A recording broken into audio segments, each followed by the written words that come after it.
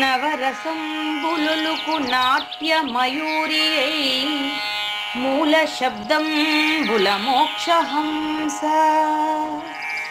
నవరసంబులుకు నాట్య మయూరియై మూల శబ్దంబుల మోక్షహంస.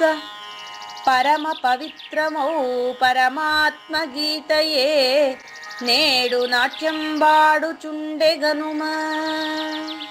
పరమ పవిత్రమో పరమాత్మ గీతయే నేడు నాట్యం వాడుచుండెగనుమ. మునిరతనార్యులు మోదిల్లు శిష్యుండు, మునిరతనార్యులు మోదిల్లు శిష్యుండు సహజాచలుని కంఠ శబ్దరీతి. అజ్ఞానతిమిరంబులంతంబుజేయ అనాది బోధను వినుము ఆర్యులార. అజ్ఞానతిమిరంబులంతంబుజేయ అనాది బోధను వినుము ఆర్యులార. వినుము ఆర్యులార. తెలిపే జ్ఞానేశ్వరుల్ గీతం దివ్య రీతి. తెలిపే జ్ఞానేశ్వరుల్ గీతం దివ్య రీతి. ఆణిముత్యమీ గ్రంథము అచలులార. ఆణిముత్యమీ గ్రంథము అచలులార. ఆదరించిరి గీతను అచల ఋషులు గురుని వాక్కుగా గ్రహించి గురుతుగనుడు. ఆదరించిరి గీతను అచల ఋషులు గురుని వాక్కుగా గ్రహించి గురుతుగనుడు. హరి ఓం శ్రీ గురుభ్యో నమః. ఓం నమో భగవతే వాసుదేవాయ. ఓం నమో నారాయణాయ. ఓం నమః శివాయ.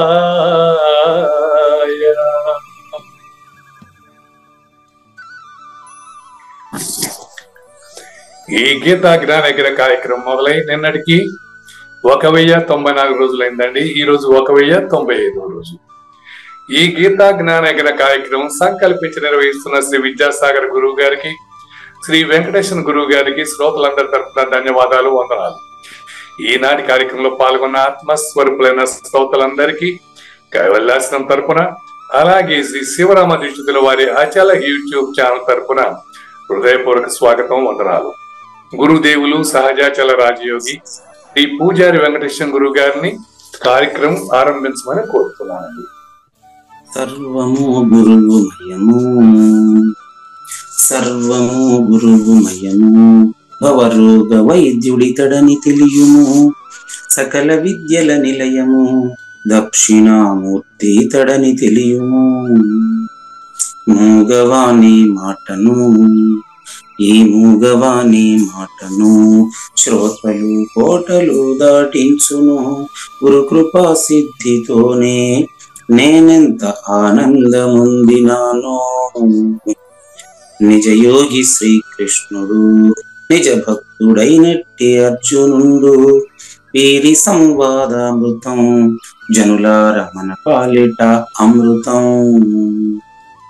వేదవ్యాసుడు దీనిని జనుల యద వికసించునట్లుగాను మహాభారతమందున వెలిగించే కోటి సూర్యుల వెలుగుతో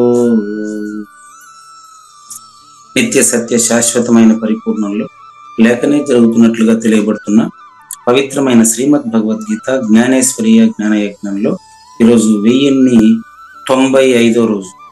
అంటే కలియుగం ప్రథమ పాదం, జంబూద్వీపం, భరతవర్షం, భరతఖండం, ఇక్కడ శ్రీశైలానికి దక్షిణ భాగం, అంటే భారతదేశానికి దక్షిణ దిక్కులో ఉన్నటువంటి శ్రీకాళహస్తి, తిరుమల తిరుపతి పుణ్యక్షేత్రాల చెంత జరుగుతున్నటువంటి ఈ యొక్క జ్ఞానయజ్ఞము క్రీస్తు శకం 2024 మార్చి 4వ తేదీన శ్రీకృష్ణ దేశికేంద్రుల నేనన్న అహము అహమన్న నేను అనేటటువంటి కందపద్యంతో శ్రోతలందరికీ సాదర స్వాగత సుమాంజలి.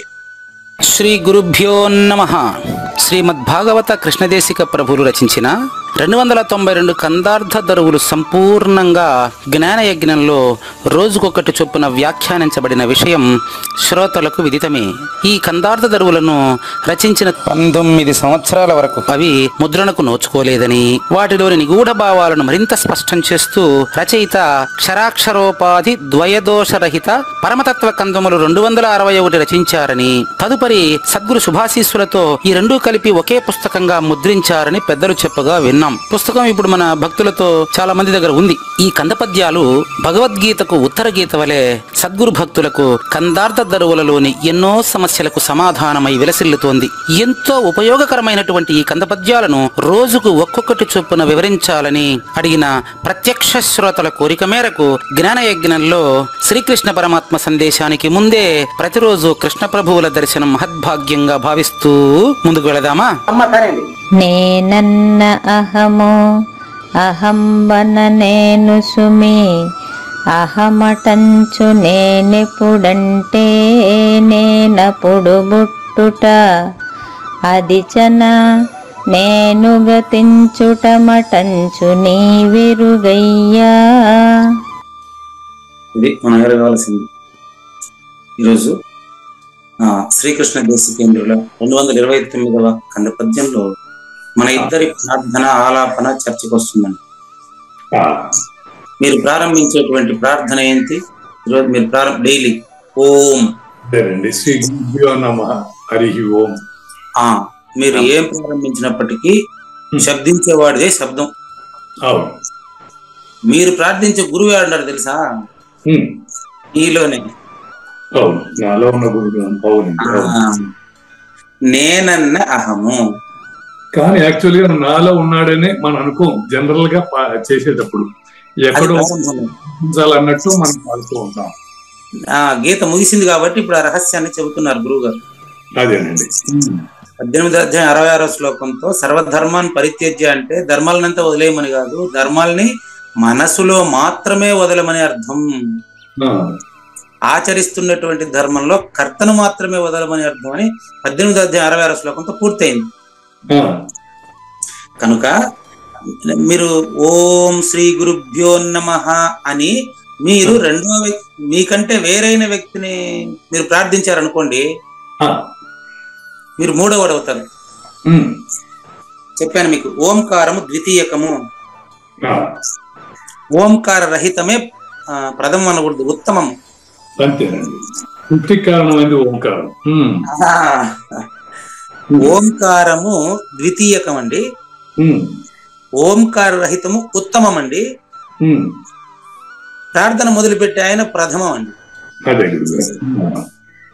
బాగా గుర్తుపెట్టుకోండి, ప్రార్థన మొదలుపెట్టే ఆయన ప్రథమము అంటే మొదటి వాడని అర్థం కాదు. ప్రథమము అంటే ఈ రోజు ప్రార్థన ప్రారంభించే వాళ్ళలో మీరు స్టార్ట్ చేస్తారు. ఇప్పుడు మరి గురువు గారు ప్రారంభించేటువంటి ప్రార్థన దానికి అటాచ్ చేస్తాను చూడండి. నేను ఏ మాటతో మొదలు పెడతాను?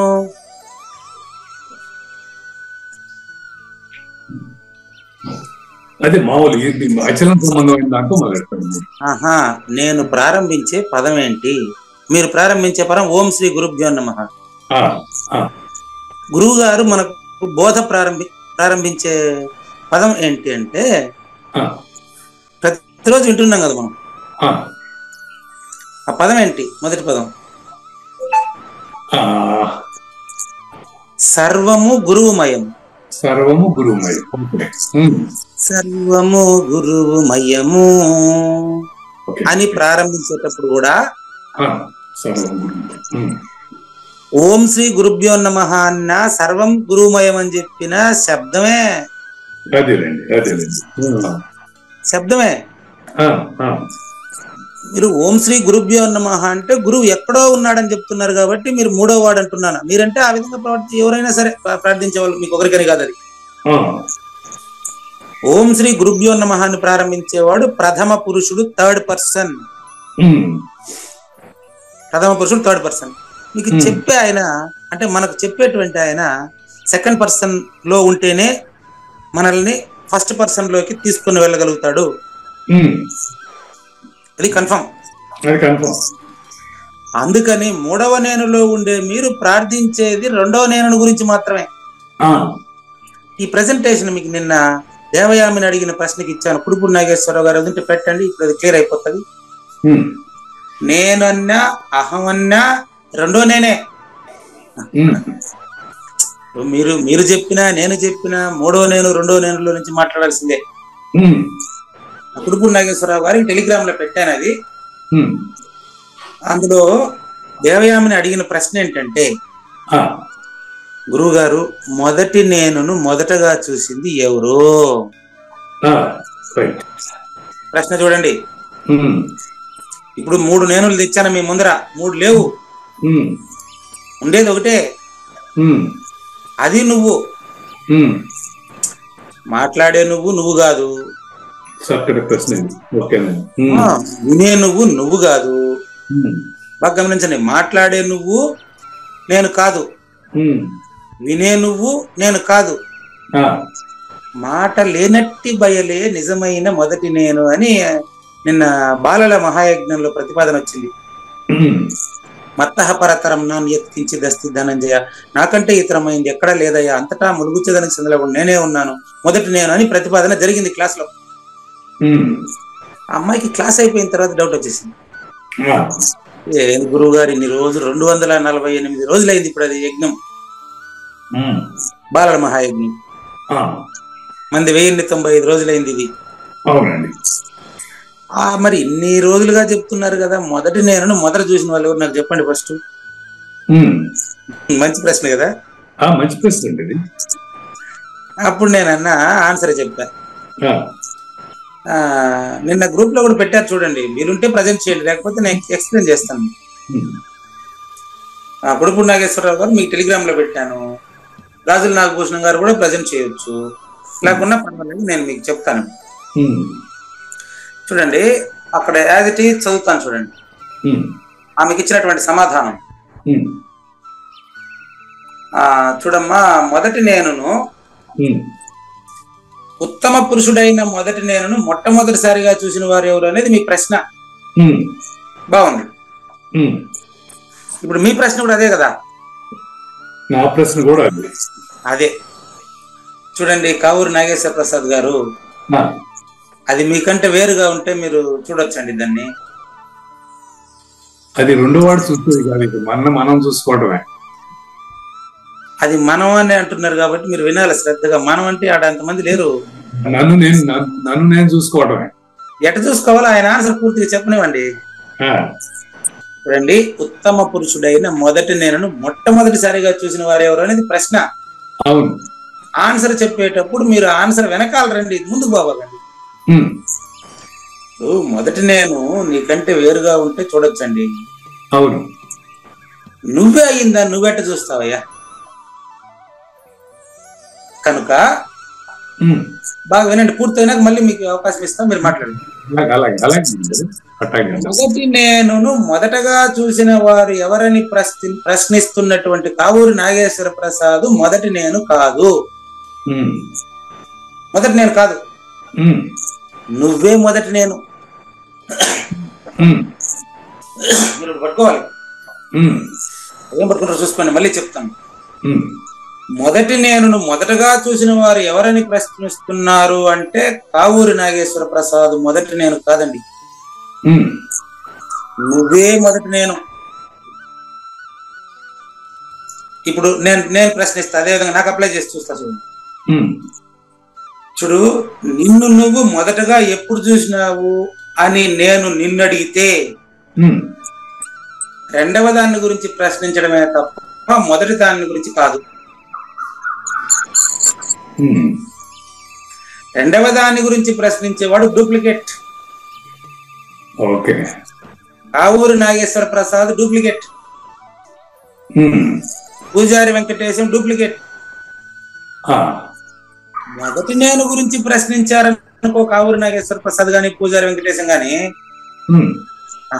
ఏమి నా భాగ్యం, నిన్న ఆవిడ ప్రశ్నించారు, ఈరోజు మీరు ప్రశ్నించారు.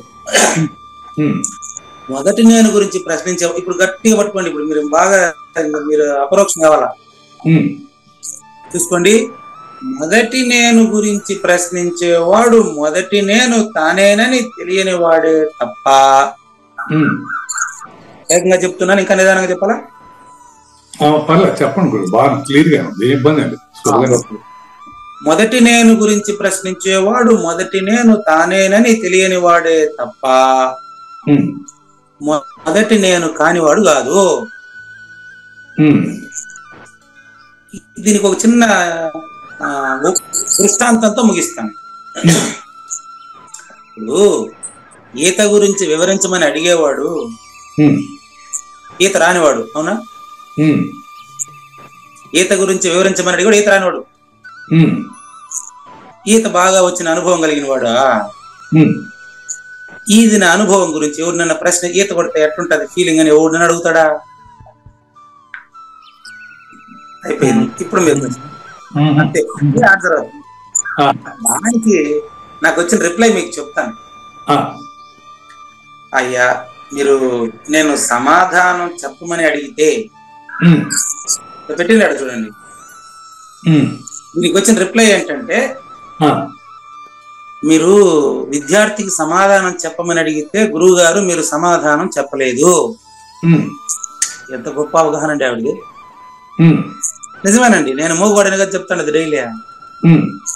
మీరు సమాధానం చెప్పలేదు, కానీ ప్రశ్నించిన వారినే సమాధానంగా చూడమనేటువంటి చూపునిచ్చేశారు. ఏమి మా భాగ్యం అని ప్రశ్నించిన వారి స్పందన అది. అది ఆమెకు సంబంధించి. ఇప్పుడు మీరు ప్రశ్నిస్తే ఇప్పుడు అది ఆమెకే చెల్లుతుంది, వాక్యాలు మీకు సంబంధంగా కాదు. ఇప్పుడు మీరు దీంట్లో మీరు క్వశ్చన్ చేయాలి. అట్లా చెప్పిన దాని ప్రకారం ఏంటంటే, నేను ఉత్తమ పురుషుడని నేను తెలుసుకున్నాక నేను ఉత్తమ పురుషుడు ఎవరు మొదటి పురుషుడు అనేది అడగడానికి లేదు అక్కడ పాయింట్. అది అది అంతే అంతే కదా. తెలిసినాక వాళ్ళకి ఈత గురించి వాడు అడగ తెలుసు. ఉత్తమ పురుషుడైన మొదటి నేననే వాడికి తెలిసింది. తెలిసినాక ఇంకా ప్రశ్న ఎక్కడ ఉంది? ఆ తెలియనప్పుడు పిలిచినప్పుడు రెండో వాడు వేస్తాడు, తనలో ఉన్న రెండో నేనుతో వేసుకుంటాడు. అది అది మూడో నేను రెండో నేనుల మధ్యనే ప్రశ్న సమాధానాలు తప్ప ప్రశ్నించేవాడు సమాధాన స్వరూపమేనని తెలియనంత మాత్రం చేత వాడు సమాధాన స్వరూపం కానివాడవుతాడా? మీ నుంచి మరింత క్లారిటీ వచ్చేస్తుంది నాకు. మరి చిన్నపిల్లలప్పుడు పిల్లల పేరెంటాలు అంటే పిల్లలు బొమ్మలకు పెళ్లిళ్ళు చేసినంత మాత్రాన వాళ్ళు పెళ్లి గురించి తెలియని వారు అవుతారా? అప్పుడు తెలీదు. తర్వాత వాళ్ళు సంసారులయ్యి గృహస్థ అయిన తర్వాత పిల్లలంటే వాళ్ళకి తెలియబోయే వాళ్ళే. ఆ విధంగా మొదటి నేను గురించి ఒక్కసారి తనలో అవగాహన జరిగితే మళ్ళీ అక్కడ ప్రశ్నించేవాడు ఉండడు. కానీ ఇప్పుడు రండి కృష్ణప్రభువుల గారికి. ఇప్పుడు కృష్ణప్రభువులు చెప్పింది ఏంటంటే, ఏ ప్రశ్న వేసినప్పటికీ అది జన్మ. అంటే తెలిసిన వాడు తెలిసిన దాని గురించి అడగడం మీరు చెప్పింది అది. అదే నేను చెప్పింది కాదు, సద్గురు అంతే అంతే అంతే. అదే ఇప్పుడు నేను అన్న అహమో. ఇప్పుడు ఇక్కడ 3 నేనులు చెప్పున్నాను కాబట్టి మీకు నేను ఎక్స్ప్లెయిన్ చేస్తాను, అది నా డ్యూటీ. నేను అన్న అహము అంటే అది డూప్లికేట్. అహము అన్న నేను సుమి, ఇది 2-3 నేనులు కలిసినటువంటి డూప్లికేటే. దీనికి సావు పుట్టుకలు ఉంటాయి. ఎట్టా? జ్ఞానయజ్ఞంలో నేను ప్రారంభించడమే పుట్టుక, జ్ఞానయజ్ఞంలో ముగించడమే చావు. నంబర్ 1. ఇంకొక రకం జస్ట్ మీకు అర్థం కావడం కోసం, నిద్రలేయడమే జననం, నిద్రపోవడమే మరణం. 2 అయినాయి. మిగతా మామూలు 3వది మీకు తెలుసు. తల్లి కడుపు నుంచి బిడ్డ వేరైనప్పుడు జననం అంటున్నారు, ఉడమి తల్లి కడుపులో లయమైనప్పుడు మరణం అంటున్నారు. నిజానికి జననం మీద మరణం, మరణం మీద జననం ఆధారపడి ఉంది, కానీ ఈ 2 కంటే వేరే ఉండే మొదటి నేను ఏముందండి? చూసుకోండి. కాబట్టి అహము అంటే అంతఃకరణము, మనసు, అవిద్య. ఈ అవిద్య పుడుపు ఇది పూజారి వెంకటేశంలో ఉంటుంది అవిద్య జీవుడుగా, ఈశ్వరుడుగా మూల అవిద్య ఉంటుంది. ఓంకారము ప్రకృతి పురుషులు ద్వితీయకం. అది ఏం క్లారిటీ అండి! లక్ష్మీనారాయణమ్మ కొన్ని సంవత్సరాల ముందే నాకు ఇచ్చిన క్లారిటీ ఇది. దాన్ని నాదైన శైలి ఇప్పుడు మీకు వినిపిస్తాను. చూసుకోండి. మీరు ఓం శ్రీ గురుభ్యో నమః అని మొదలు పెడతారు కదా. ఓంకారము ప్రకృతి పురుషులు ద్వితీయకం. నాగేశ్వర ప్రసాద్ మాట్లాడతాడు, ప్రశ్నిస్తాడు, మళ్ళీ గురుభ్యో నమః ప్రారంభిస్తాడు, సెకండ్ పర్సన్. నాగేశ్వర ప్రసాద్ గారు మాట్లాడేది ఏం తెలుసా? అహంకారము జీవుడు ఈశుడు. నేను జీవుడు అనేది మనిషే, నేను దేవుడు అనేది మనిషే. ఈ అహంకారము అంటే జీవుడు ఈశుడు ద్వయము. ఓంకారం అంటే ప్రకృతి పురుష ద్వయము. ప్రకృతి పురుష ద్వయము, జీవుడు ఈశుడు ద్వయము ఒక్కటే. ప్రకృతి పురుష ద్వయంలో నుంచి స్పష్టంగా జీవుడు ఈశ్వరుడు అనే ద్వయమైన శిష్యుడికి ప్రకృతి పురుషుడు అనే ద్వయమైనటువంటి గురుమూర్తి చెబుతూ ఉంటాడు. శిష్యుడు కూడా ప్రకృతి పురుష ద్వయమైనటువంటి ఓంకారాన్ని అపరోక్షత చెంది ఓంకార రహితాన్ని గురువు ద్వారా సూచన పొంది నువ్వే పరిపూర్ణుడని తెలుసుకుంటుండే సమయంలో మళ్ళీ ఇంక నేననే భావన ఏడ మిగులుతాడు మీకు? కాబట్టి నేను అన్నా అహము అన్నా అది ఒకటే. అహము అని అంటున్నంత వరకు, నేను నేనని అంటున్నంత వరకు నేను ఉన్నానన్నా తప్పే, లేదన్నా తప్పే. నాకు పరిపూర్ణం తెలిసింది అన్నా అబద్ధమే, తెలియలేదన్నా అబద్ధమే. తెలియలేదంటే అబద్ధం, ఎందుకంటే నీకంటే వేరుగా లేదు. నాకు తెలుసన్నా అబద్ధమే. నువ్వేట తెలుసుకుంటావు దాన్ని? నువ్వే కదా, నువ్వేట తెలుసుకుంటావా? అంతేలేండి. మొదటి నేను తానేనని తెలిసింది మొదటి నేనుకే. సరిపోయిందా? అంతేనండి. అంతే. ఇప్పుడు మీరు ఎంత పర్ఫెక్ట్. మొదటి నేను తానేనని తెలిసింది మొదటి నేనుకే. నేను అడిగిన ప్రశ్నకు సమాధానం అదే. మీ ద్వారా చెప్పారే గాని నేను చెప్పలేదు. చెప్పేదానికి నేను లేదు, వినేదానికి నేను లేదు. కాబట్టి అవిద్య అంతఃకరణ ప్రతిబింబమే జీవుడు, మూల అవిద్య దాని ప్రతిబింబమే ఈశ్వరుడు. రెండూ తెలిసింది నాలోనే. అంటే రెండో నేను మూడో నేను సంబంధించినటువంటి మూలం లేని గుర్తిరిగే శరీరం ఏమీ లేని దాంట్లోనే ఈ నేను లవము లవము హారము. ఈ నేను ఏకంగా తెలుస్తుంది కానీ ఏకం కాదు. మొదటి నేనులో లేకనే గుర్తిరుగుతున్నటువంటి రెండవ నేను మూడు నేనులుగా గుర్తిరుగుతుంది అనే విషయాన్ని తర్వాత ఎపిసోడ్ లో 231 పద్యంలో చూస్తాం. రచయితకు ధన్యవాదాలు తెలియజేస్తూ అద్భుతమైనటువంటి శ్రీమద్ భగవద్గీత సాక్షాత్తు బ్రహ్మ జ్ఞానమైనటువంటి మోక్ష సన్యాస యోగంలో 69వ శ్లోకంలో ఉన్నాం. నిన్న మనం కర్మయోగం పునాది, జ్ఞానయోగం దాని భవనం అని తెలుసుకున్నాం. కర్మయోగ పునాది పైన జ్ఞానయోగం అనే భవనం నిర్మించి కావూరి నాగేశ్వర ప్రసాద్ పూజారి వెంకటేశానికి సూచన చేసి నువ్వే మొదటి నేను అనే అపరోక్షత చెందించాడు. ఇలా చెందించిన తర్వాత ఈ యొక్క భగవద్గీత జ్ఞానాన్ని, అచల పరిపూర్ణ జ్ఞానాన్ని అధికారిని గుర్తించి మాత్రమే బోధించు, అధికారి కాని వాడికి చెప్పొద్దు అనేది 67వ శ్లోకం. 68 వచ్చి అధికారిని గుర్తించి దీన్ని చెప్పేవాడు ఎలా ఉంటాడు అని చెప్పారు. అతడు మొదటి నేను తెలిసినవాడు అని అర్థం. కాబట్టి మొదటి నేను తెలిసినటువంటి వాడు మాత్రమే అబద్ధపు గుర్తైనటువంటి శిష్యుడిని మొదటి నేనుగా చూపించగలడు, చూపు ఇవ్వగలడు. ఎలా ఇస్తాడు, ఎప్పుడు ఇస్తాడు, ఎక్కడ ఇస్తాడు అనే దానికి ఇప్పుడు మనం శ్రీ భగవాన్ వాచ నచ తస్మాన్ మనుష్యేషు కశ్చిన్మే ప్రియకృత్తమః కచ్చిత్ మే ప్రియకోత్తమః భవితా నచ మే తస్మాత్ భవితా నచ మే తస్మాత్ అన్యః ప్రియతరో భువి. అన్యః ప్రియతరః భువి.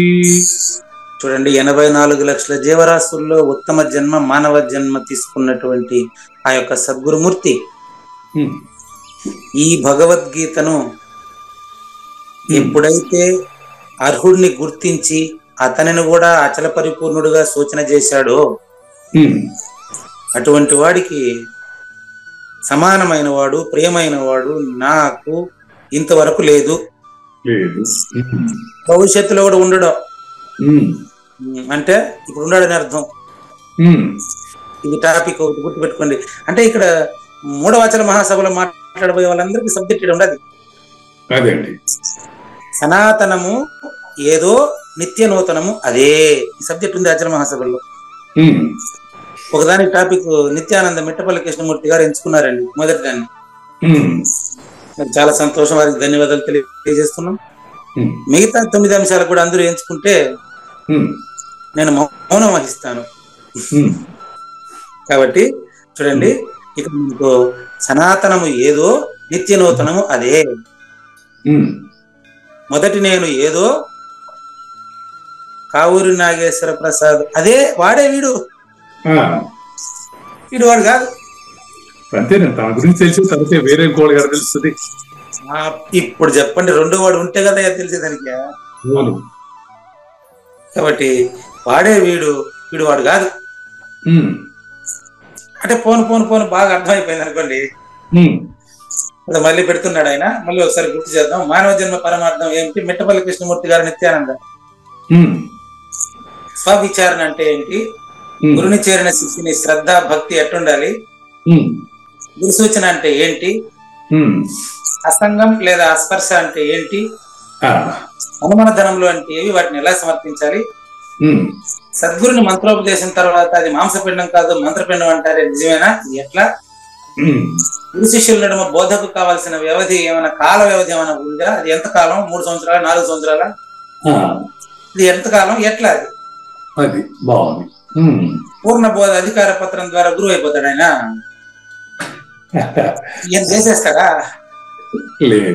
ఈయన ఆయన్ని చేస్తే అదేమనకుండా లేదు. కాబట్టి ఇవన్నీ తెలుసుకోవాలంటే ముందు మనిషిగా తెలియాలి. కాబట్టి మానవీయ విలువలను కూడా ఒకరు వివరించండి. ఇది ఈ 10లో ఒకటి అయిపోయింది. మిగతా 9 ఉండాలి. 12 మంది వక్తలు ఉన్నాం కదా, 12 మంది వక్తలు 10 అంశాలే ఉంది అని ఏం అవసరం లేదు. మిట్టపల్లి కృష్ణమూర్తి గారు మొదటి అంశం ఎంచుకున్నారు కదా, ఈ 9, 10 అయిపోయిన తర్వాత మిగతా వాళ్ళు ఎంచుకున్న అంశాల్లోనే ఏదైనా కూడా ఎంచుకోవచ్చు. కాబట్టి 12 మంది వక్తలకు స్వాగతం. ఇప్పుడు మనం జ్ఞానేశ్వరి చెబుతున్నటువంటి 69వ శ్లోకం భావం చూద్దాం. మీకు ప్రతిపదార్థం అయిపోయింది చూడండి. తస్మాన్ మనుష్యేషు, మనుష్యులలో ఈ యొక్క భగవద్గీత జ్ఞానాన్ని ఉపయోగించి ఒక మానవుడిని పరిపూర్ణుడిగా తీర్చిదిద్దుతున్నటువంటి వాడి కంటే ఇష్టమైనటువంటి వాడు, ప్రేమైనటువంటి వాడు, హితుడు నాకు ఇంతవరకు లేదు, భవిష్యత్తులో రాడు. అంటే అది మీరని అర్థమే కదా. ఇప్పుడు ప్రస్తుతం ఉండేది నాకు మీరే కదా.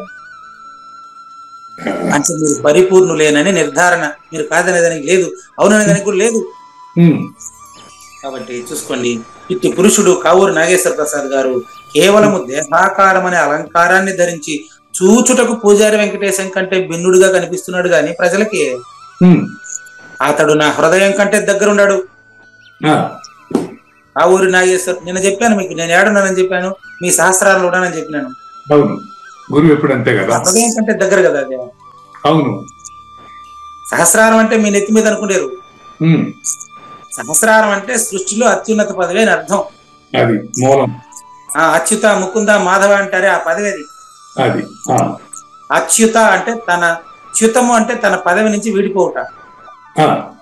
అచ్యుతుడు అంటే తన పదవి నుంచి ఎప్పుడు జరగనటువంటి వాడు అచల పరిపూర్ణుడు. కాబట్టి చూసేదానికి జ్ఞానయజ్ఞంలో నాకంటే కావూరి నాగేశ్వర ప్రసాద్ భిన్నంగా కనిపిస్తాడు గాని ఏదో ఆయన ప్రశ్నిస్తున్నాడు, ఈయన ఆన్సర్ చెప్పేస్తున్నాడు అని చాలా మంది అనుకుంటారు. అది తప్పు. ఆయన ప్రశ్నిస్తాడు కాబట్టి ఆయనకు అనుకూలంగా ఆయనలో నుంచి ఆన్సర్ చెప్తున్నాడు పూజారి వెంకటేష్ కూడా. వాళ్ళిద్దరు ఒకటే. డౌటే ఉంది. అది ఇది మనకు ఆయన ఎవరు విద్యాప్రకాశాన్ని తీసుకొని చెప్తాడు. వ్యాసుడు రాసినాడు, కృష్ణుడు చెప్పినాడు, అర్జునుడు విన్నాడు అని అనుకునేరు. తప్పు. భగవద్గీత రాసింది కృష్ణుడు, వినింది కృష్ణుడు, చెప్పింది కృష్ణుడు అంటాడు ఆయన. అది నేను వేరు అనుకున్నాడికి ఆ భగవద్గీత. ఎవరికి?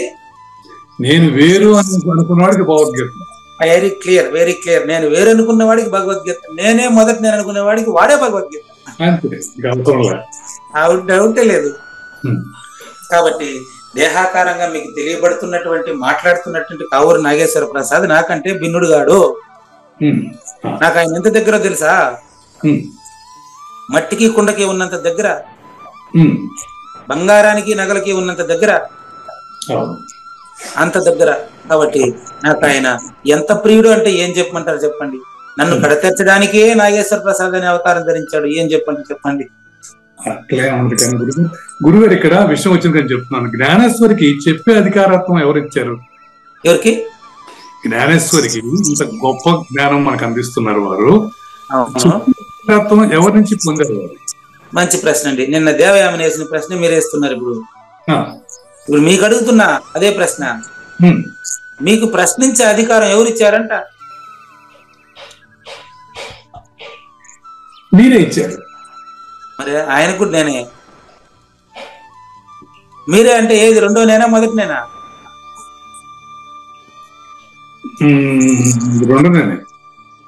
రెండో నేనే ఆయన నుంచి ఇస్తుంది. మొదటి నేనకి రెండో నేనకి సంబంధం లేదు కదా. ఇందాక మీరు అధికారత్వం గురించి, అధికార పత్రం ఇస్తే వాళ్ళు బోధించవచ్చా అనే దాని గురించి చెప్తున్నాను. జ్ఞానేశ్వరి ఎలా వచ్చింది అనేది నాకు అర్థం కాని విషయం. అదేనండి.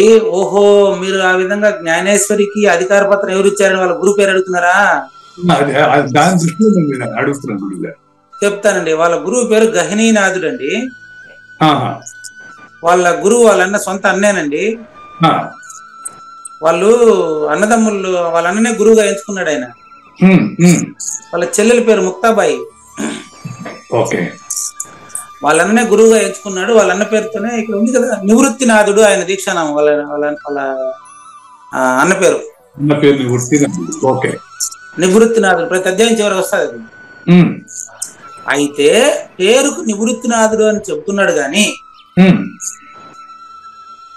మొదటి నేను లేకనే అబద్ధపు గుర్తుతో మూగవాని మాటను. మీకు పూజారి వెంకటేశం మోగవాడు అని మొదట సర్టిఫై చేసుకుని దిగుతాడు జ్ఞానయజ్ఞంలో. పూజారి వెంకటేశం మోగవాడు అయినప్పుడు పూజారి వెంకటేశానికి అధికారం ఇచ్చేటవాడు జ్ఞానేశ్వరి ఎట్టవుతాడు, కావూరి ఎట్టవుతాడు, మరి తలపల మురతన ఎట్టవుతాడు? క్లారిటీ వస్తుంది. ఈ తలపల మురతనం గాని పూజారి వెంకటేశం గాని ఇదంతా థర్డ్ పర్సన్. కానీ మీలో మరి గుండ్రత్నం గారగా ఏమండి? మీలో పలికించే గుండ్రత్నం గారు అన్నప్పుడు మరి అధికార పత్రం ఆయన మీకు ఏనండి? నేను ఫస్ట్ మోగోడు అంటాను. మరి మోగోడు ఎట్ట పలుకుతాడు చెప్పండి? మంచి ప్రశ్న. ప్రతి చివరి అంటాను ఆ మాట ఏమని? శ్రీకృష్ణుని పలుకును. మరి తలపల మునిరత్నమే పూజారి వెంకటేశం చేత పలికించాడంటాను. అది అడుగుతున్నారు మీరు. అవునండి, ఆయన ఇచ్చినట్టు భావించేటువంటి వాడు థర్డ్ పర్సన్ అండి. తలపల మునిరత్నం చెప్పినాడు, పూజారి వెంకటేశం వింటున్నాడు అంటే ఈయనేవాడు మూడోవాడు అవుతాడు. తలపల మునిరత్నమైనా, పూజారి వెంకటేశమైనా, కావూరి నాగేశ్వర ప్రసాద్ అయినా వీళ్ళందరిలో ఉండేటువంటి మొదటి నేను ఏదైతే ఉందో ఆ మొదటి నేను ఎవరికి ఇవ్వదు, తీసుకోదు, సావదు, పుట్టదు, పెరగదు, అంతటా నిండి నిబిడీకృతమై ఉంది కదా. అది తెలిసినటువంటి వారు ఇచ్చినటువంటి జ్ఞానం మన మీరు చెప్పినట్లుగా తలపల మురత్నం గారి ద్వారా అందినప్పటికీ నేను ఆయన ప్రార్థన చేసేటప్పుడు ఆయన రూపం నాకు ఎందుకు మెదులుతుంది? ఆయన రూపం నాకు మెదిలితే నేను రెండో వాడు అవుతా. ఆయన పేరు చెప్పుకున్నప్పటికీ, ఆయన ఫోటో మా ఇంటి ముందర పెట్టుకున్నప్పటికీ బయట గేటుకు శ్రీ సద్గురు నిలయమని రాశానండి. ఇంటి ముందర ఎవరబ్బా ఈ సద్గురు, ఈయన ఎప్పుడు సద్గురు అయినాడని అందరూ అనుకుంటారని గుమ్మం ముందర ఆయన ఫోటో పెట్టాను. ఆయన ఫోటో పెట్టాను, సద్గురు నిలయం రాశాను. ఎందుకు? వచ్చే వాళ్ళ కోసం, అది నా కోసం కాదు. అదే అంటే అర్థం ఏంటి? సద్గురు నిలయం అని రాసినప్పటికీ, తలపల మునిరత్నం గారిది ఇల్లు అన్నప్పటికీ, ఆయన ఏ రోజైనా నేను పిలుస్తానైనా వచ్చినాడు ఇంటికి? ఆయన బోధించింది ఏంటి మనకు? నాయన, నేను ఈ పూరిపాకలోనే, రేకుల షెడ్లోనే తనువు చాలించబోతున్నాను. ఆకాశమే నా పైకప్పు, భూమియే నా పాదాలు. నాకు నువ్వు ఆర్థికంగా సహాయం చేయవలసిన అవసరం లేదు. నీ ఇల్లు నా ఇల్లు అని ఉంటే అది రెండో వస్తువు అవుతుంది. నేను ములుగుచ్చేదానికి సందు లేకుండా ఉండే తత్వం కదా, అంతేనండి అని చెప్పి ఆయన ఇక్కడికి రాలేదు. ఉపలబ్ధి స్థానము అంటారు. ఉపలబ్ధి స్థానము ఉదాహరణ కోసం మాత్రమే తలపల మునిరత్నము, విద్యాసాగర్ గారు, మరి విద్యాసాగర్ గారు కర్త అని చెప్తాం. ఆయన నువ్వే అడగండి, ఆయన కర్తను ఒప్పుకోడు. ఆయన మిమ్మల్ని అడిగితే మీరే కర్తను ఒప్పుకోరు. ఎవరు ఒప్పుకోండి, ఎట్లా ఒప్పుకుంటాం?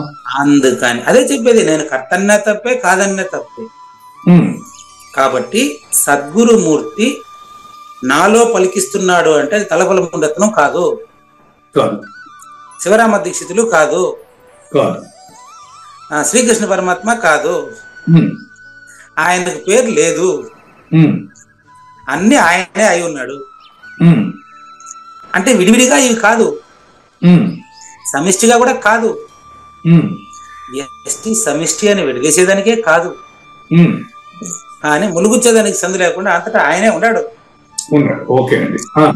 మంది పేర్లు చెప్పమంటాడు ఆయన. ఆయన ఎవరంటే, ఇక్కడి నుంచి కాదు కాదు అని ముందుకెళ్తే మొదటి పేరు ఎవరున్నారు? దక్షిణామూర్తి. దీన్ని అమ్మాయికి ఎక్స్ప్లెయిన్ చేశానన్నా, అది ఇప్పుడు చేయాలి మీకు కూడా. దక్షిణామూర్తి, శ్రీ మహావిష్ణువు, సూర్య భగవాన్ అనేది ముగ్గురు కూడా కల్పిత పాత్రలండి.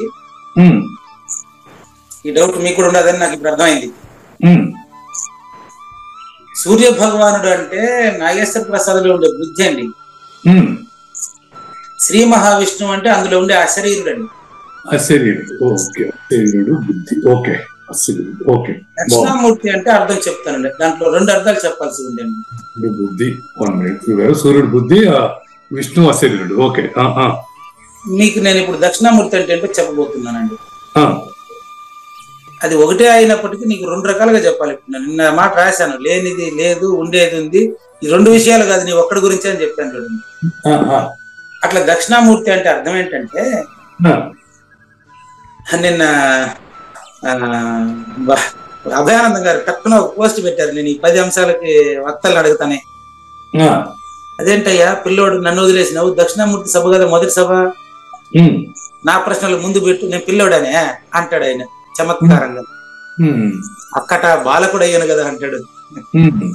అంటే దక్షిణామూర్తి అంటే అర్థం ఏంటంటే, అతనికి చావు పుట్టుకలు లేవు అని వర్ణిస్తారు కదా, చెప్తాను మీకు. దక్షిణామూర్తి అంటే అర్థం ఏంటంటే, దా అంటే ఇచ్చుట. బాగా గమనించండి. దక్షిణ విశ్వదాభిరామ వినురవేమల విశ్వద, దా అంటే విశ్వం అనే జ్ఞాపకాన్ని ఇచ్చేయడమే విశ్వద. అభిరామ అంటే విశ్వం యొక్క గుర్తును గురువుకి ఇచ్చేసిన తర్వాత తనలో తాను రమిస్తుండేవాడే విశ్వదాభిరాముడు. బాగా గమనించండి. విశ్వం అంటే విశ్వసించబడేదండి, విశ్వద అంటే విశ్వసించబడుతున్న అబద్ధపు గుర్తుని గురువు గారికి ఇచ్చేశాడండి. విశ్వసించబడుతున్న అబద్ధపు గుర్తుని గురువు గారికి ఇచ్చిన తర్వాత ఆయన రాముడు మామూలు రాముడు కాదండి, అభిరాముడు అండి, సుగుణాభిరాముడు అండి, సకల సుగుణాభిరాముడు అండి, గుణాతీత రాముడు అండి, రమిస్తున్న రాముడు అండి. కాబట్టి విశ్వద అభిరామ వినురవేమ అంటే, నాయన నువ్వు ఎవరి నుంచి వింటాండావు? సాక్షాత్ దక్షిణామూర్తి నుంచి వింటాండావు అని అర్థం. ఇప్పుడు దక్షిణ అంటే ఇవ్వడం కదా, దేన్ని? అది కావాలి నాకు ఇప్పుడు. దేన్ని? నన్ను నేను ఇచ్చుకోవటమే. నిన్ను నేను ఇచ్చుకున్నటువంటి నువ్వు దక్షిణామూర్తి. ఇప్పుడు నువ్వు 10 మందికి చెప్పదగిన దక్షత కలిగి ఉన్నావు కాబట్టి దక్షిణామూర్తి. నన్ను నేను ఇచ్చుకోవటం, ఓకే, ఇచ్చుకోవటం ఇచ్చుకున్నావు కాబట్టి దక్షిణామూర్తి కాదు. గురుగారు నాకేమనిపిస్తుంది అంటే, మీరు అనుకోదు, మీలో మీ అధికారత్వానికి ఈ అనేక మంది శిష్యుల యొక్క యాక్సెప్టెన్స్ మీలో అధికారత్వాన్ని ఇచ్చిందని నేను అంటాను గురుగారు, ఎవరికైనా కూడా. అది మీరు శిష్యుల వైపు నుంచి ఆలోచించి చెప్పే మాట. అది వినేవాళ్ళ యొక్క యాక్సెప్ట్ వలన చెప్పేవాడికి అధికారత్వం వచ్చిందని నేను అంటారు గురువు గారు. లౌకికంగా కరెక్టే, పారమార్థికంగా కాదు. చెప్తున్నా కదా, యాక్సెప్టెడ్, లౌకికంగా యాక్సెప్టెడ్, పారమార్థికంగా కాదు. ఎట్టని కూడా చెప్తానండి, చూద్దాం. లోకేష్ గారు వచ్చారండి, అయ్యో మీరు అది మీరు ఇది అది అది ఇది అని వచ్చారండి. ఆర్థిక లావాదేవీలు మొదలుపెట్టి వెళ్ళి తిరిగారండి. ఆయన నాకు అధికారం ఇస్తే నేను గురువా? ఇంకో ఇస్తే అధికారమే ఉంది గురువు. అధికారం అంటే మనంతా మనకి మన యొక్క దీని కెపాసిటీని బట్టి మనం యాక్సెప్టెన్స్ మనకు వచ్చేది కాదండి. అది సహజ సిద్ధి. మీరు సహజ అచల రాజయోగి, ఒకరు ఇవ్వాల్సిన అవసరం లేదు. మీరు అదే, అది మీరైనప్పుడు మీరు అడగరు. మనం మరి ఒకరిని గురువుగా భావిస్తాం, ఒకరిని గురువుగా భావించదు. దాని కారణం ఏంటి? మరి అందరిని గురువుగా భావించాలి కానీ మరి వాళ్ళు భావించేవాడు తప్పు. ఒకరిని గురువుగా ఒకరిని శిష్యుడుగా భావిస్తున్నాడు అంటే భావించేవాడి భావన అది. భావన భావించేవాడి కంటే వేరు కాదు. శిష్యుడు గురువుని గురువుగా భావిస్తాడు, గురువు శిష్యుడిని శిష్యుడుగా భావిస్తే ఆయన గురువే కాదు. అంటే గురు శిష్యుల గురించి చెప్పలేదు గురువు గారు. నేనేమంటానంటే ఒక గురువుని, ఒక 50 మంది ఒక గురువుని అదిగా భావిస్తే ఆ గురువుని ఇంకో అతను గురువుగా భావించడు అంటున్నాను. 50 మంది గురువుగా భావించడం వల్ల ఆయన గురువు కాలేదండి. గురువుగా ఎందుకు భావించడం లేదు ఇక్కడ? మొత్తం ఉన్నప్పుడు మరి అవి వేరేవాడు కూడా మిగతా 50 మందితో పాటు వేరేవాడు కూడా భావించాలిగా. చెప్తా వినండి, మీరు అడిగినారు ప్రశ్న బాగుంది, చెప్పనివ్వండి. 50 మంది ఒక అతనిని గురువుగా భావించడం వలన అతని గురుత్వం రాలేదు.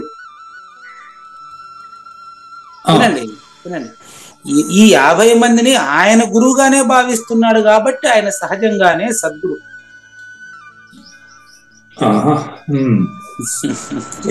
ఇప్పుడు ఎవరైనా సరే సద్గురు ఎట్టుంటాడంటే అక్కడ ఆ నామరూపాలకు సంబంధించిన అబద్ధపు గుర్తు అతని దగ్గర లేదు. మీరు అచల మహాసభల్లో మాట్లాడబోయే వాళ్ళందరికి ఇక్కడనే బాగా ఎక్స్ప్లెయిన్ చేస్తున్నారు, మీరు చేపిస్తున్నారు నన్ను. అదేనండి, 50 మందో 100 మందో 200 మందో గురువుగా భావించి కుర్చీ మీద కూర్చోబెట్టి పూజ చేసేస్తే ఆయన గురువు అయిపోడు. కొత్తగా అవ్వాల్సిన అవసరం లేదు. ఆయన ఈ చేసిన వాళ్ళంతా కూడా గురువే అంట. నేను పూజ చేసినటువంటి వాళ్ళు ఎవరైతే ఉన్నారో వీళ్ళలో ఆ గురుత్వం తెలుసుకోవాలనే ఆ జిజ్ఞాస కలిగి ఉంది కాబట్టి పూజ చేసేవాడిలో చేయించుకునే వాళ్ళు ఇద్దరిలో ఉండే ఆయన్ని మాత్రమే గురువు అంటారు. అది తెలిస్తే ఆయనకి శిష్యుడు ఉండడు. ప్రూఫ్ శ్రీకృష్ణ పరమాత్మను చూడాలని ఎన్నో గేట్లు దాటుకొని పోయినటువంటి కుచేలుడు గురువే. అది నిరూపించడానికి కుచేలుణ్ణి తన కుర్చీ మీద కూర్చోబెట్టి 8 మంది భార్యలతో సేవ చేసి ఆయన నీళ్ళు ఈయన నెత్తి మీద జల్లుకొని 8 మంది భార్యలతో విసనకర్రతో వీపించాడంటే కుచేలుడు గురువు కాదనే?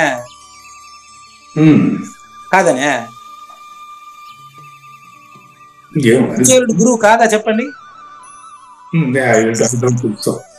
ఏమండి, అలా అనుకోవట్లేదు. కుచేలుడిని గురువుగా మీరు అనుకోవట్లేదు? అనుకోను. కృష్ణుడు కూడా ఆయన గురువు అని అనుకున్నాడని అనుకోవట్లేదు. కేవలం అతని మీద ఉన్న అవాజ్యమైన ప్రేమ. ఓకే, అయితే మీకు మరో ఎగ్జాంపుల్ రావాల్సిందే. నన్ను తలపల మునిరత్నం గారి దగ్గర 4 అక్షరాలు నేర్చుకున్న తర్వాత కొంతమంది విమర్శించడం, కొంతమంది అంటే సబ్జెక్ట్ తెలిసిన వాళ్ళు కొంతమంది బాగా చెప్తున్నాడు అనడం, బాగా చెప్పలేదు అనడం. నా దగ్గర 50-50 ఉండేదండి. పూజారి వెంకటేశన్ దగ్గర ఉన్నది ఉన్నట్లుగా విమర్శించడం అట్లంతా చేయడం వల్ల 50-50, సగం మంది విమర్శిస్తూ సగం మంది అట్ట ఉన్నారండి. అక్కడెక్కడనో పశ్చిమ గోదావరి, తూర్పు గోదావరి జిల్లాలో మరి సద్గురు శ్రీ క్షరాక్షర విలక్షణ సత్యనారాయణ సమేత విమలాంబ వీరలక్ష్మి పుత్రుడు నాగేశ్వరరావు గమనించాడండి. వాళ్ళమ్మ పంపించారండి. అతను వచ్చి పిలుచుకొని పోయి మరి అక్కడ గురువుగా పెట్టి పూజ చేశారండి. ఇప్పుడు అక్కడ నేను చెప్పిన మాట, ఆ సభలో చెప్పిన మాట ఇది.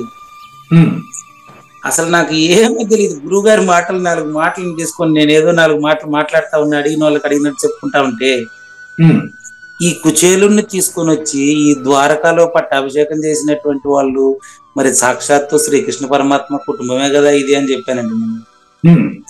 ఇప్పుడు చెప్పండి, వాళ్ళు గురువా నేను గురువా మీరు చెప్పండి.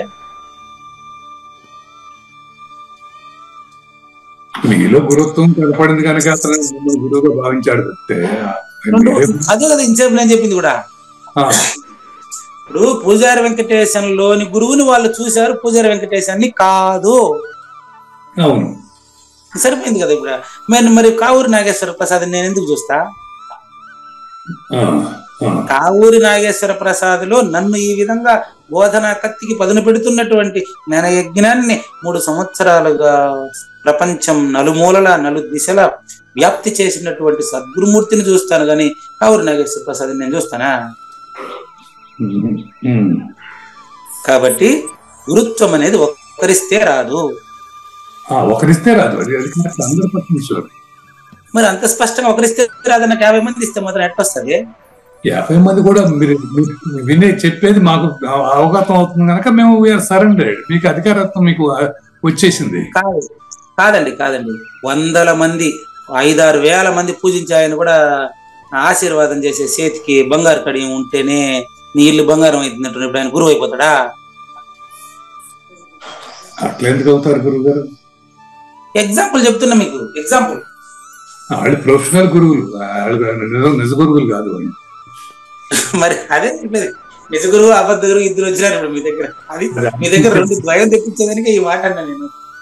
ఆర్టిఫిషియల్ గురువులు అంటే జ్ఞానయజ్ఞంలో ఎంతో మంది వింటున్నారని రోజు భగవద్గీత ఒక శ్లోకాన్ని వ్యాఖ్యానం చేసేసి నేను నా ఫ్లాట్ లో బిల్డింగ్ కట్టుకునేదానికి నేను బ్యాంక్ అకౌంట్ నెంబర్ మీకు ఇస్తే అప్పుడు నేను గురువు అయిపోతానా? చెప్పండి మీరు. ఇప్పుడు 10 మంది గురువులు అని చెప్పినంత మాత్రాన్ని వాడు గురువు కాడండి. నాకు ఫోన్ చేస్తారు, పలానా ప్లేస్ లో గీతా మందిరం కట్టేస్తున్నామండి, మీరు ఒక రూమ్ వేసేయండి దీంట్లో, మరి మీరు డిగ్రీ కాలేజీ ప్రొఫెసర్ కదా అంటారు. ఫోన్ చేస్తారు నాకు. ఎట్లా ఇది ఎట్లా మీరే చెప్పండి. వాళ్ళు నేనైతే స్పష్టంగా చెప్తున్నా కదా ఆర్థిక లావాదేవీలు లేవని. కాబట్టి ఒకరిస్తే గురువు అయ్యేది కాదు, ఒకరు తీసేస్తే గురువు కాకుండా పోయేది కాదు. గురువు అనేది నిశ్చల తత్వం అండి.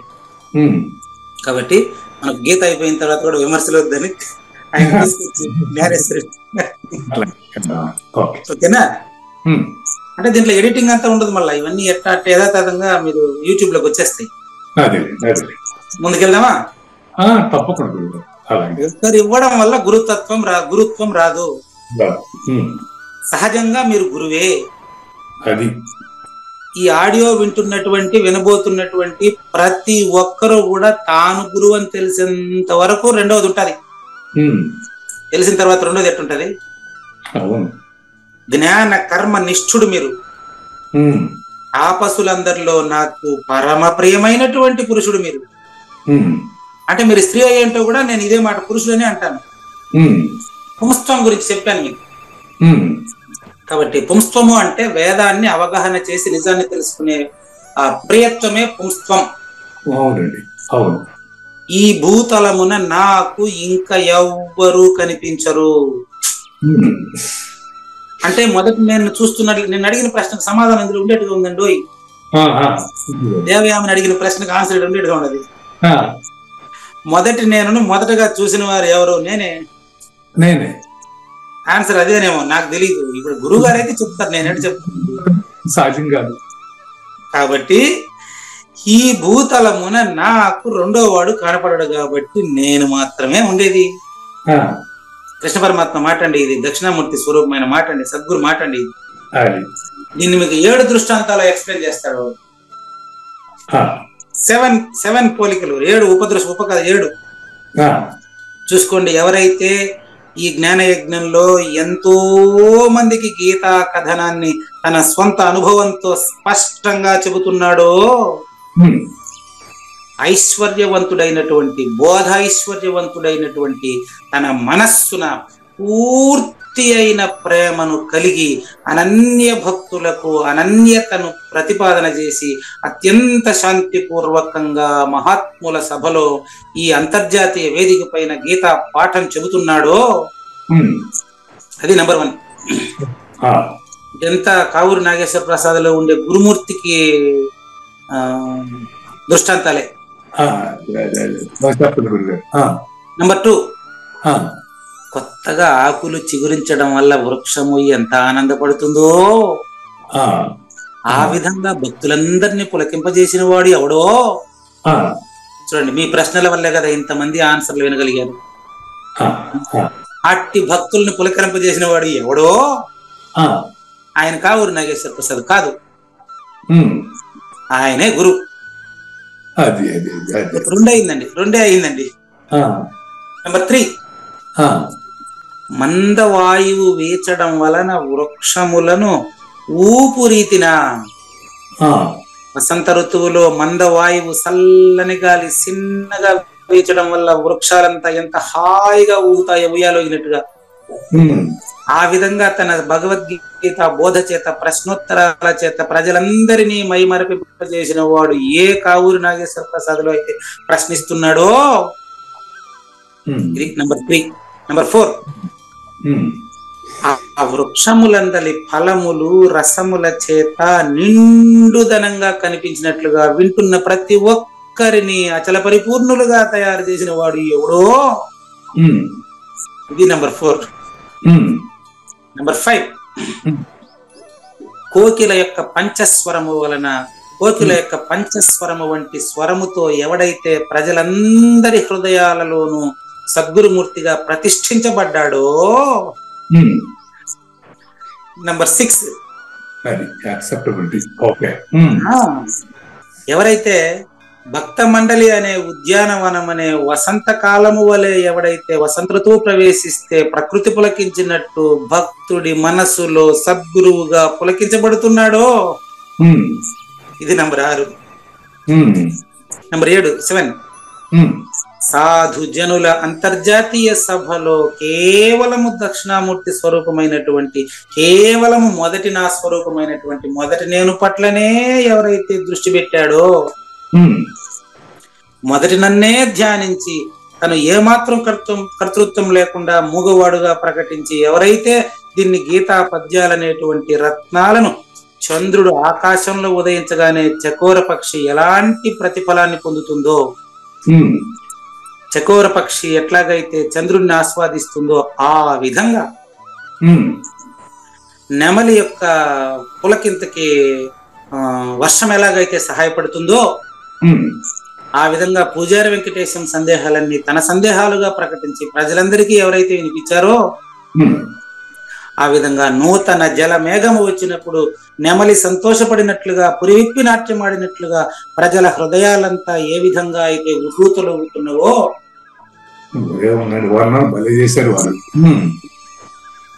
అటువంటి వాడు రెండోవాడు ఎవడున్నాడు?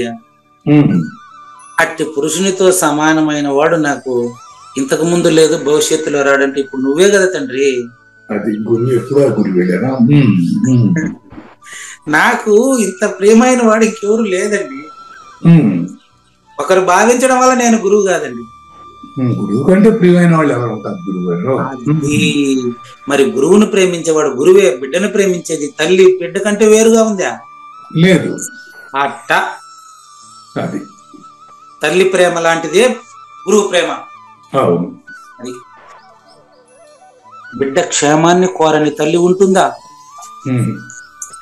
మరి శిష్యుడి క్షేమాన్ని కోరని గురువు ఉంటాడా? ఉండడు. అటు కాదు, అది శిష్యుడిని గురువుగా చూడని గురువు కాదు. ఇది వ్యతిరేకం. శిష్యుని గురువు ఎక్కడ వస్తాను? మిమ్మల్ని చూడమని నేనే అడిగినానండి.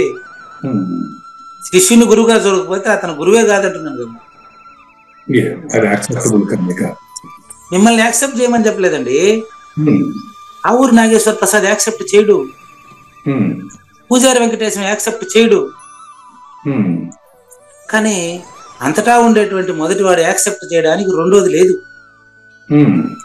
కాబట్టి ఇంత ప్రియమైన వాడు ఇంకా ముందు భవిష్యత్తులో కూడా రాడు. ఎందుకంటే అతను ఒకడే వచ్చేదానికి యాడ్ నుంచి వస్తాడు, ప్లేస్ యాడుంది. భవిష్యత్తులో వచ్చేదానికి ప్లేస్ లేదు. ములుగుచ్చేదానికి సంద లేకుండా నువ్వే ఉండేది అంతటా. నీకు మినహా రెండోది లేదు, ఇది తప్ప ఏమీ లేదని మొదటిది మొరపెట్టుచుండు. కాబట్టి ఓ కావూరు నాగేశ్వర ప్రసాద్ గారు గీతార్థంతో మహాత్ములకు అతిథి సత్కారమునర్చారండి మీరు. మరి మిమ్మల్ని ఇప్పటి వరకు కూడా ఎల్లప్పుడూ కూడా లోకులందరి తరపున నా హృదయంలోనే ఉంచాను. మీకు ఒక్క కావూరు నాగేశ్వర ప్రసాద్ ఒక్కరికైనా ఇదే భగవద్గీత? అందరికి అందరి తరపున మిమ్మల్ని నా హృదయంలో ఉంచా. నాగేశ్వర ప్రసాద్ అని కాదు, మిమ్మల్ని పెట్టుకున్నది హృదయంలో నేను.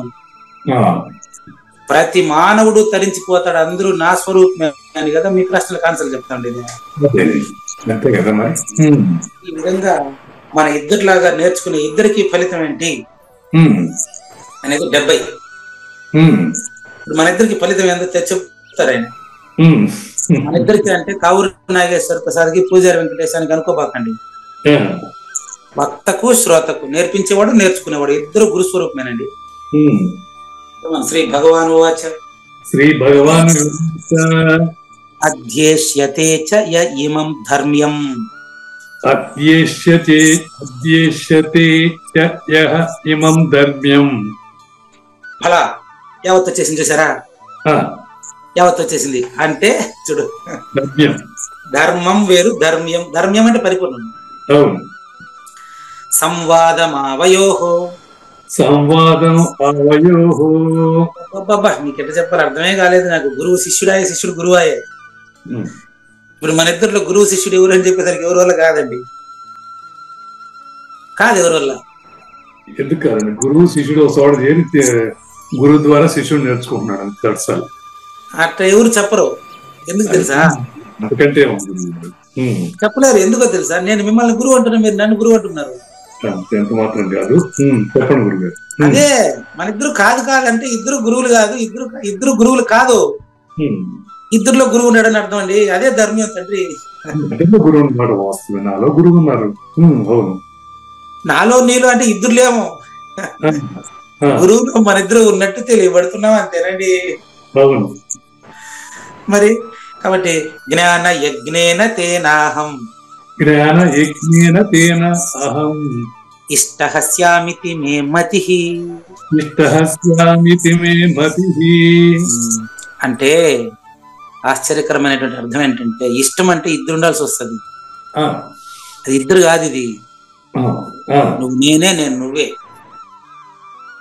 ఎట్లా అంటే అది చూడండి, యహ ఎవరైతే ఇమం ఈ యొక్క ధర్మయుక్తమైనటువంటి అచల పరిపూర్ణ ప్రబోధను కావూరు నాగేశ్వర ప్రసాద్ పూజారి వెంకటేశంల సంవాదాన్ని వీళ్ళిద్దరూ మాట్లాడుకున్నటువంటి మాటల్లో ఉండే అంతరార్థాన్ని ఎవరైతే పఠిస్తారో, అవగాహన చేసుకుంటారో అటువంటి వాళ్ళు మొదటి నాకు తేన అంటే ఎవరు రాసిన వ్యాఖ్యానం, తేనె చేత భగవత్ విగ్రహాన్ని పూజించినటువంటి తేనె కాదు అది. తేన అంటే అతని చేత అని అర్థం అండి. కావూరు నాగేశ్వర ప్రసాద్ లోను కుడుపూడి నాగేశ్వరరావులోను ఒకే గురువుని ఎవరైతే చూశారో, ఏకైక గురు భక్తి ఎవరికైతే ఉందో, అనన్య భక్తి ఎవరికైతే ఉందో, అతడు జ్ఞాన యజ్ఞంతో నన్ను పూజించిన వాడవుతున్నాడు అని చెప్పడం. చూద్దామండి. లేనిది లేదు లేదు, ఉన్నది లేకపోవుట లేదయ్యా, ఈ గొప్ప మర్మమంతా నీ వలన తేటగా తెలిసెనయ్యా. ధర్మ సంయుక్తమైన మన యొక్క సంవాద రూపంబును అధ్యయనము చేసిన మనుజుని పఠనంబులోన నన్ను జ్ఞాన యజ్ఞంబుతోను చేసిన పూజగా భావింతును. శ్రీకృష్ణుని పలుకును సూటిగా తలపల మునిరత్నమే శ్రీమించిన భావమై సద్గురువు చెప్పకనే చెప్పెను కదా. సద్గురాత్మ మంగళం అమ్మ కానండి. జయ మంగళం నిత్య శుభమంగళం, జయతు జయ మంగళం మహోత్సవ మంగళం. జయ మంగళం నిత్య శుభమంగళం, జయతు జయ మంగళం మహోత్సవ మంగళం.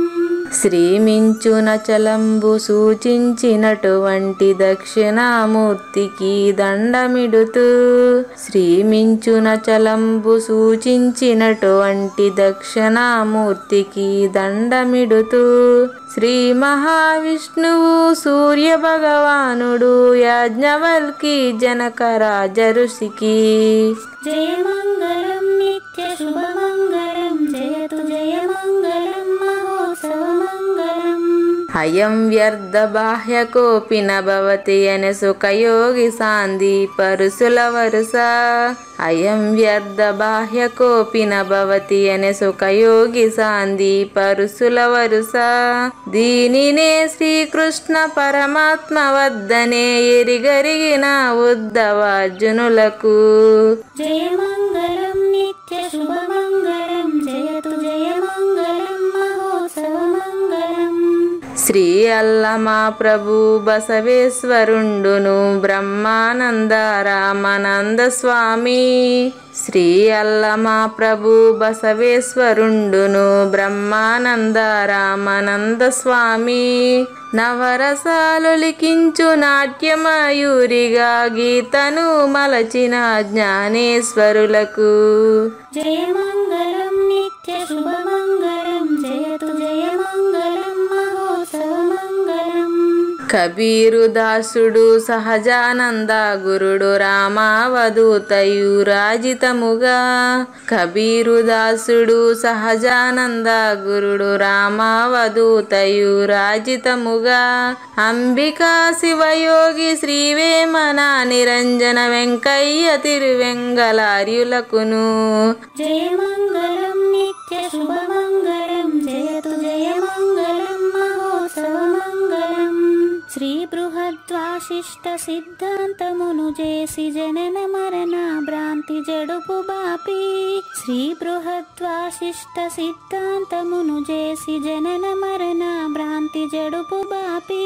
అచల సాంప్రదాయమవనిలో నెలకొలిపి అందించినట్టి శివరాములకును జయమంగళం నిత్య శుభమంగళం జయతు జయమంగళం మహోత్సవమంగళం. మెప్పైన బోధల తిప్పలు బాపిన అప్పయ్య మంత్రియు అచల గురులు. మెప్పైన బోధల తిప్పలు బాపిన అప్పయ్య మంత్రియు అచల గురులు. పరశురామ సీతారామ స్వామి ప్రభులు నరసింహ యోగి గురువర్యులకును జయమంగళం నిత్య శుభమంగళం జయతు జయమంగళం మహోత్సవమంగళం. కంద కండార్థముల నందించి బృందముకు రంది పాపిన కృష్ణ ప్రభువునకును. కంద కండార్థముల నందించి బృందముకు రంది బాపిన కృష్ణ ప్రభువునకును. పలుకులా కందనిది పరబయలు ఇది అని పలికిన ఫీల్కాన లక్ష్మణునకు జయమంగళం నిత్య శుభమంగళం జయతు జయమంగళం మహోత్సవమంగళం. ఫీల్కాన లక్ష్మణుల ప్రియ శిష్యవర్యుండు అవధూతయని పేరావనియందు. ఫీల్కాన లక్ష్మణుల ప్రియ శిష్యవర్యుండు అవధూతయని పేరావనియందు. పాఠాలు నేర్పించి పీఠాలు ఏర్పరచి శంఖబాపిన వెంకటేశ్వర వధూతకు జయమంగళం నిత్య శుభమంగళం జయతు జయమంగళం మహోత్సవమంగళం. బట్టబయలున ఎరుక పుట్టనే లేదని బాలాజీ సింగు ఈ కీలు తెలిపే. బట్టబయలున ఎరుక పుట్టనే లేదని బాలాజీ సింగు ఈ కీలు తెలిపే. మూలమూలినట్టు ఎరుకేమి లేదని తెలియజెప్పిన మునిరత్నమార్యులకును జయమంగళం నిత్య శుభమంగళం జయతు జయమంగళం మహోత్సవమంగళం. నరస్వప్నము వంటి సురస్వప్నమిది అని పరిపూర్ణ దర్శినిని ప్రకటపరచి. నరస్వప్నము వంటి సురస్వప్నమిది అని పరిపూర్ణ దర్శినిని ప్రకటపరచి. సహజాచల రాజయోగి సద్గురు కృపచ సాంప్రదాయక గురుల సరసన జేరే. జయమంగళం నిత్యశుభమంగళం జయతు జయమంగళం మహోత్సవమంగళం. నిష్కల్మషానంద నిజ గురుని శిష్యుండు లింగమూర్తి లిపిని పొందుపరచి. నిష్కల్మషానంద నిజ గురుని శిష్యుండు లింగమూర్తి లిపిని పొందుపరచి. కార్వేటి నగరము పురవాసుడైనట్టి పూజారి వెంకటేశునకంకితం విధి. జయమంగళం నిత్యశుభమంగళం జయతు జయమంగళం మహోత్సవమంగళం. జయమంగళం నిత్యశుభమంగళం జయతు జయమంగళం మహోత్సవమంగళం.